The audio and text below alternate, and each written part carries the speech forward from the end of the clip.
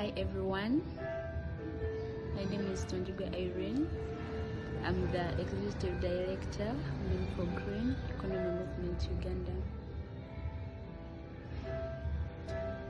Women for Green Economy Movement Uganda is formed basically to empower vulnerable women, girls, and sensitize them on how to protect and defend their environmental and land rights. As we all know that Africa, specifically Uganda, we are more vulnerable to climate change, and we are very sure that women are the custodians of the natural resources. Women have the indigenous knowledge on how to mitigate and adapt to climate change. However, their voices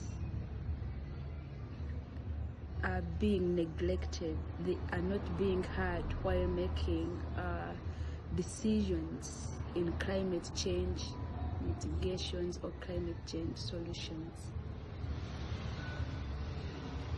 We therefore call upon government leaders, we call upon climate change decision makers, we call upon developed countries making decisions in climate change mitigations or climate change solutions.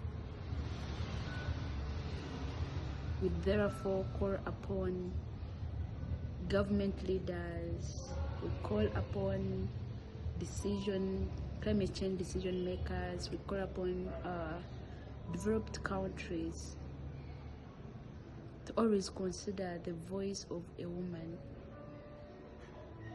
Women to the top. It is known that this crude oil pipeline has greatly impacted the lives of vulnerable women and young girls. What do I mean here? This pipeline has increased early pregnancies in young girls.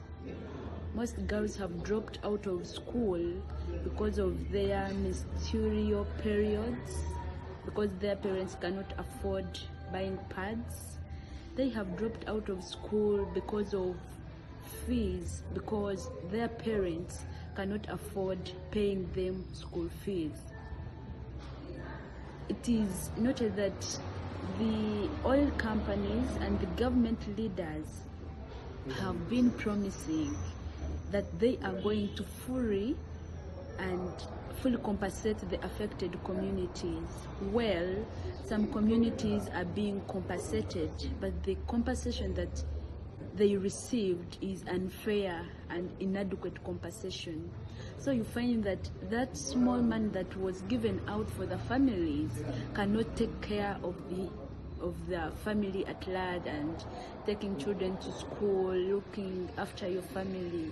In the other hand, most of the people that took compensations were men, because women were not given a platform. Very unfortunate that the money that they are investing in this pipeline, they are borrowing it from developed countries. So you find that by the time this project is done, they are going to use the profits that got from the project to pay back the loan, which is not developmental at all.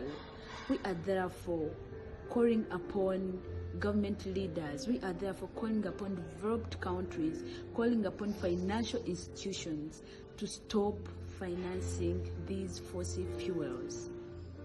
We very well know that Africa is endowed with natural resources that we are not going to pay for. Take an example of sand, wind. These are the examples of renewable energies.